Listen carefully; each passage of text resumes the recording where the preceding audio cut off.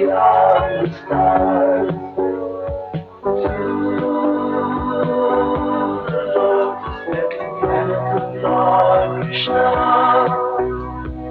Prabhupada, you're the captain of the world,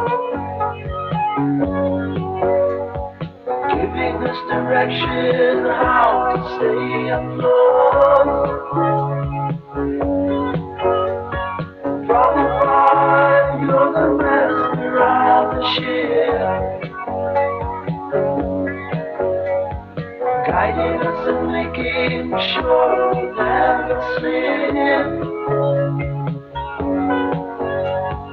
Prabhupada, you're the master of the mind, coming to elevate it wisdom for all of mankind.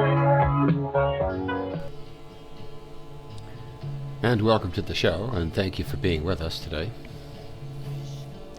Please accept my humble obeisances. I'd like to talk a little bit about how the devotees feel when they first come in contact with the idea that we have all inherited Srila Prabhupada's grace to bring people to him for initiation. Since Srila Prabhupada's physical departure, we've had a concerted effort to try to dissuade and distract the devotees away from what we know in our hearts to be true. We now understand that there was a plan orchestrated by a few people, expanded into more people, bribery, promises, threats, murders, a variety of things to put someone between Srila Prabhupada and his disciples and the next generation of disciples. And everything Srila Prabhupada said has been misunderstood and analyzed incorrectly because of this false perspective. I was reading how Prabhupada was saying you shouldn't be a Diksha guru during the presence of your guru. No. And when you get more mature, then you can initiate people. Yes. But what does it mean? If you're not qualified, it doesn't mean you become their spiritual master. It means you can bring them to someone who is qualified, and that is your spiritual master. That is Srila Prabhupada. So this perspective has been completely missed. I guess I should say this interpretation. Because there is room in the Vedic literature for interpretation, and we have to depend upon the Acharya and his analysis for us, his practical application for us to see things in proper perspective. Now, in the document that we did, to bring the initiation process back to all of the devotees, there is the understanding that Prabhupada lived, he installed, he developed, he instructed that everyone brings new students to him, and he accepts them as Diksha because he is powerful enough to do so. We can see that people who artificially think they're initiating gurus, they fall down. And since they weren't authorized and appointed by the Acharya, they go insane simultaneously. And they rationalize all sorts of nonsense things as being justified, even in the eyes of Srila Prabhupada. But if we stay faithful to Srila Prabhupada's methodology he practiced, and those things he taught us by example and instruction, we can start to see things in better perspective. Prabhupada started an institution, as we all know, for noble reasons, for spiritual development, sustenance, support, association, etc. But it's gone. It's been hijacked. It's been perverted. I have to acknowledge Pada's comments about the idea that once you're bit by a vampire, you become a vampire, and there's no going back. And the leaders who tried to direct the movement, even before Srila Prabhupada left, have done that to almost everybody who was in the institution. They've all been bitten. Some of them are full-blown vampires, and some of them are just confused. And we have to turn around and back up Now, we cannot reform the movement. It is not the movement he started, we lived in. It's not there anymore. It's gone. Just like a stick of firewood, you throw it in the fire, it's gone. You can't go back. And similarly, we can't go back to the ISKCON institution. But the movement, His Divine Grace's movement, Sri Chaitanya's movement, is much greater than this institution. We already see it's much greater than the Gadya moth, and it's much greater than the other splinter moths. It's much bigger than all the other Vedic hanger-oners. It's bigger than ISKCON. The whole movement where one finds the mercy of Sri Chaitanya Mahaprabhu and engages in devotional service under the instructions of Sri Chaitanya is bigger than what we are used to because, well, we grew up in the institutional conception. Now, personally, I was lucky enough to have them crap on me from day one. And I'm going, I don't believe, after reading Srila Prabhupada's books, that the way you are acting or treating me or everybody else or the women is what Prabhupada wants. And I started questioning from day one. And it isn't that I didn't believe Krishna consciousness. I fully surrendered to Srila Prabhupada. I fully believe his books. I completely surrender unto him. But the authorities were obviously not reading the same books with the same spirit that I was. And so I started wondering. I had the association of a few devotees, bless them, for helping me figure it out. And I had my own heart, my own drive and determination. And therefore, I didn't buy the idea that the institution is the all in all. And I hope that many of you can accept that. I know you've been thrown out. You've been neglected. You've been deceived. You've been abused. And you can't take it that that's coming from Srila Prabhupada. This is coming from people who derailed Srila Prabhupada's teachings and instructions and intent.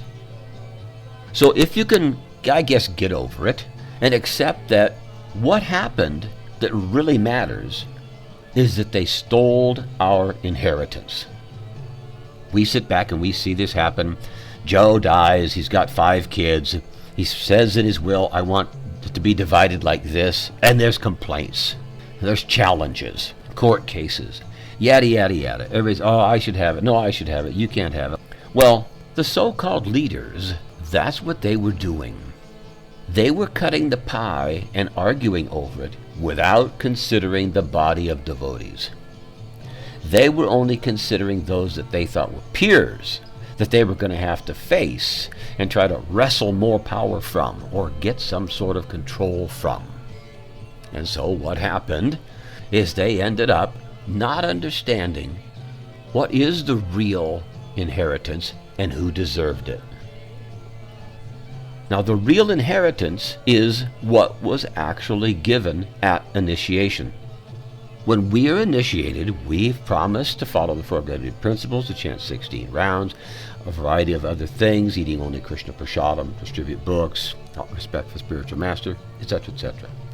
But Srila Prabhupada's side of it was, he would give you good instruction, and he would take you back home, back to Godhead, and he would hold you up. He would make sure you didn't fall down. He would excuse you, your shortcomings, coming from materialistic or semi-demonic families, coming from a bogus education system. We were all like scarred. And he knew that. And he still loved us. And he still tolerated us. And he still gave us good instruction. And he still is. So they wanted to get in the way early. And so they said, well, surrender to the temple president. Well, surrender to the GBC. Well, surrender to your zonal this or that. They came up with excuse after rule after etc., etc., as many as they could to get between the disciples and the spiritual master, to institutionalize everybody. But Srila Prabhupada, he was simply trying to make you raise up from the materialism and the neophyte to at least the Super Soul platform, and hopefully to fully engage in the Bhagavan conception of Krishna consciousness. And he did. And many of you listening to me are. But the people in between did everything they could do to bite you and make you doubt. Doubt that Srila Prabhupada had an inheritance for you. Doubt that you deserved it. Doubt that you were qualified. Doubt that all you had to do was not change anything. Now, we've heard Srila Prabhupada instruct that over and over and over. This is your disease. Always changing. Don't change anything. Work together. But we couldn't work together with an administrative structure that was bent on robbing us. On a daily basis, they belittled the women. On a daily basis, they ignored the children. On a daily basis, they made the Brahmins above everybody else because they were Brahmins. And on a daily basis, they had to control the money. I can remember women being loaded down with loads of laundry to do, and all they were given to get the laundry done at the local laundromat was a few packs of incense. And they had to go out and try to hit the streets and sell that incense by the stick or maybe by the pack to get the money to pay to have the clothes washed and dried. Now, this is bottom line mismanagement, and we all can see that. We have to understand, and we have to get over it, that the inheritance is continue to bring people to Srila Prabhupada as you came and as you brought others. Don't deliver them to an institution that's gone rogue. Deliver them to Srila Prabhupada, who's gone nowhere. Prabhupada is in his books.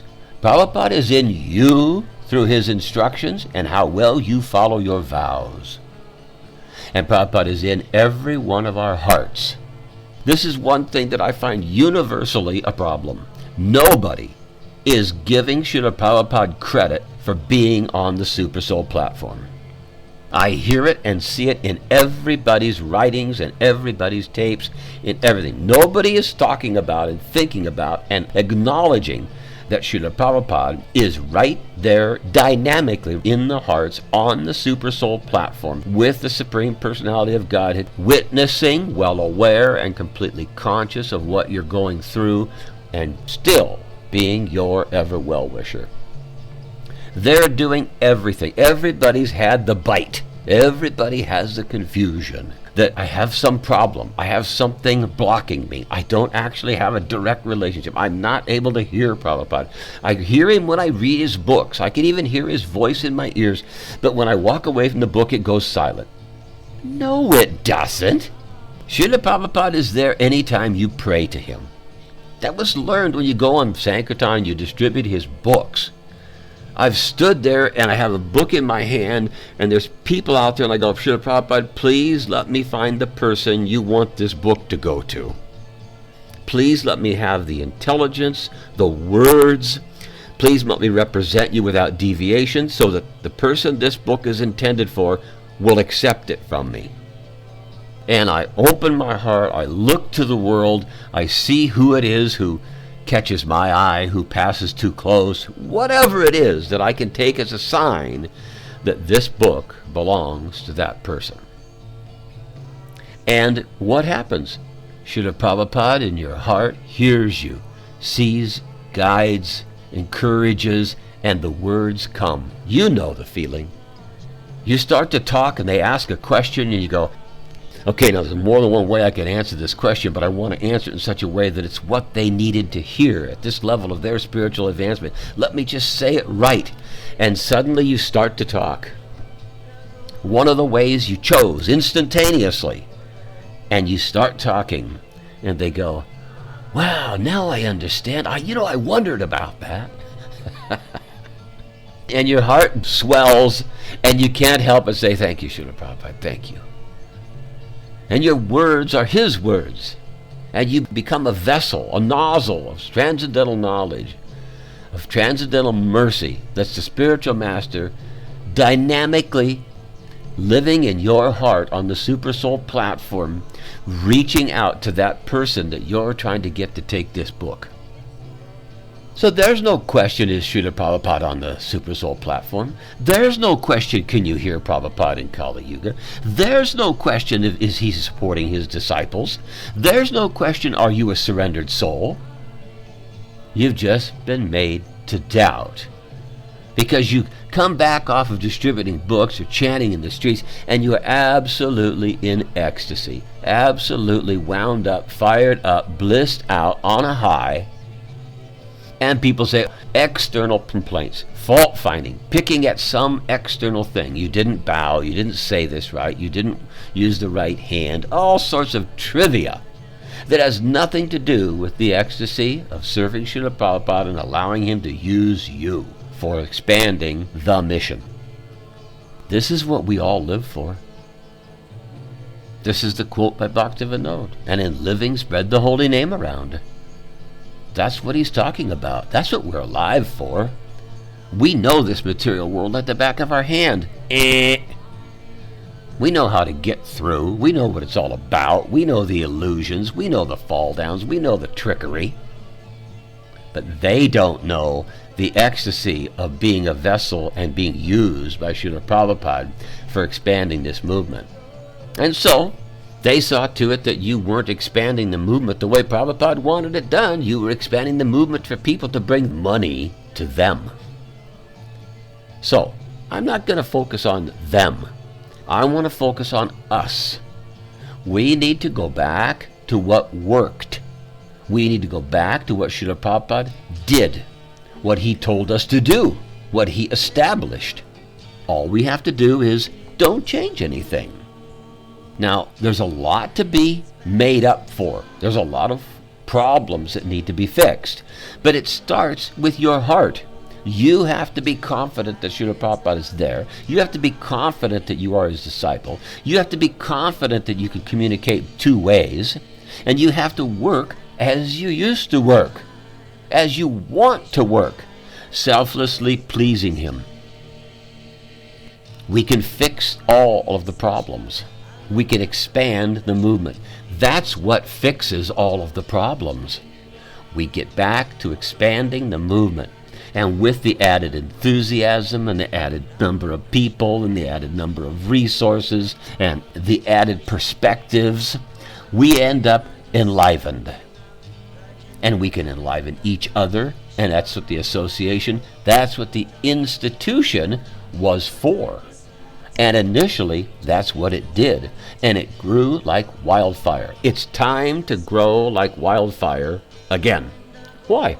Well, if you look, it's almost coming back to where it was in the anti-war, in the peace, in questioning authority, looking at things from a different point of view. There is a generation that's now back in the high schools and in the colleges, and of course a little bit older and a little bit younger than that too, where they are in the prime condition to receive this movement. We need to touch them. They're there. They're a reflection, another wave. The surfers, they do that. They go out and they sit out there bobbing like corks, waiting for the wave. All right, we've been spiritually waiting for the next wave. And we've had so many hardships and purifications to be going on. And the monsters have had all their time to destroy and destruct and confuse and belittle. And now there's a wave, and it's coming. Now get ready. Get yourself back together. Get your spirit enlivened. Get your books in your hand. Put your money where your mouth is. Support the books, the distribution. Take care of the women and children.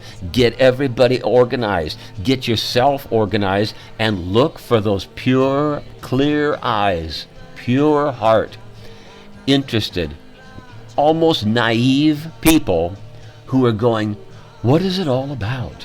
What is going on? Find those people and give them the support they need. Bring them to Srila Prabhupada. Just like somebody you know brought you to Srila Prabhupada. It might have been you only came by a book, but somebody gave you that book. It might have been you came because of a friend. It might have been you bumped into it happenstance. But you ended up coming to meet a devotee, and after meeting the devotee, you met Srila Prabhupada. Or after reading Srila Prabhupada, the devotees introduced you, explained him to you. This is what we need to do. We need to do this again. The new wave is coming. The new people are out there. I have seen people. I went to a copy center to get some copies of some posters I was putting up at the university. And this girl came to serve me, and she was about maybe 20. And her eyes were so pure, she was so open, she was educated, she looked you in the eye, she communicated, she listened, she was interested in what does this say, who is this man. I was just like going, oh my God, I haven't seen that pure a person in a very long time. And it happened again not long thereafter, and it happened again just recently. And I can't deny it, that Prabhupada is well aware that another generation of devotees is out there in Karmi land, waiting to be picked up just like we were. And we are now much the wiser. We know that there are some who will come of self-interest and hide it and start immediately trying to push the spiritual master around. So we have the opportunity this time not to let that happen, not to let them get in between Srila Prabhupada and these new generation of disciples. Bring them to Srila Prabhupada selflessly.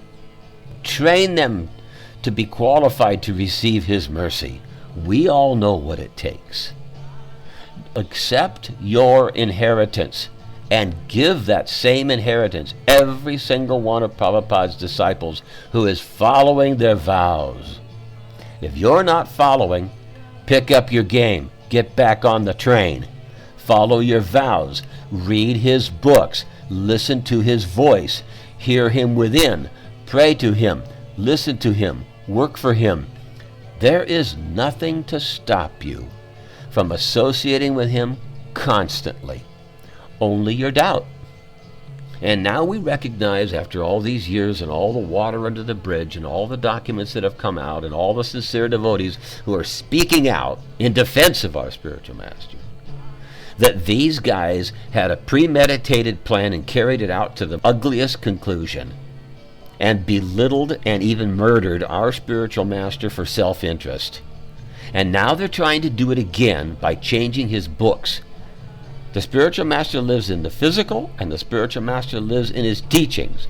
And they killed him in the physical, and now they want to kill him in his books. We cannot allow them to kill him in his books, and we cannot allow them to have a relationship where they can get in between us and him ever again. If you want to know if you're a senior devotee now, if you want to know if you're advancing in your Krishna consciousness, if you want to know if there's a chance you're a pure devotee, there it is. Pure devotee is not doing anything for himself. That's the purity. I'm following, I'm maintaining my vow. I'm purely trying to selflessly do what my master wants of me. That's pure devotee. And we can be pure in our intent and purpose. And we can see, this is the right way. And then we can give that perspective to someone else. That's preaching. That is how this movement will grow, unlimitedly. No one is in the middle. No one is in the way. If you fall from your vows, Prabhupada will adjust. He will adjust what he does or says or how he treats you. He will have something happen to try to pick you back up. You can't just say, oh, well, I do this now, or I don't follow that one anymore. You're not so advanced. You won't be so advanced in this life. So pick up your game. Follow the principles. Get control of your mind and senses. We need you. Srila Prabhupada needs you. He didn't make any disciples he didn't need. He didn't make any disciples he didn't have service for. He often said there's so much service to do. Unlimited amount. So pick up your service. Do what you can do for spreading Krishna consciousness again, not reviving it. It's not dead. It's not gone. Get out and pick up the next wave.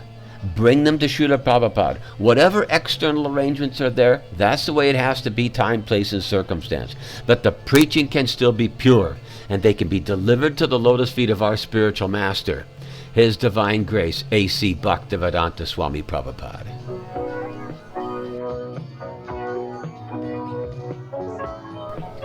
Prabhupada, you're the savior of the soul, giving understanding how to reach the highest goal. Prabhupada, you're the captain of the boat, giving us direction on how to stay afloat. Prabhupada, you're the master of the ship, guiding us and making sure we never slip.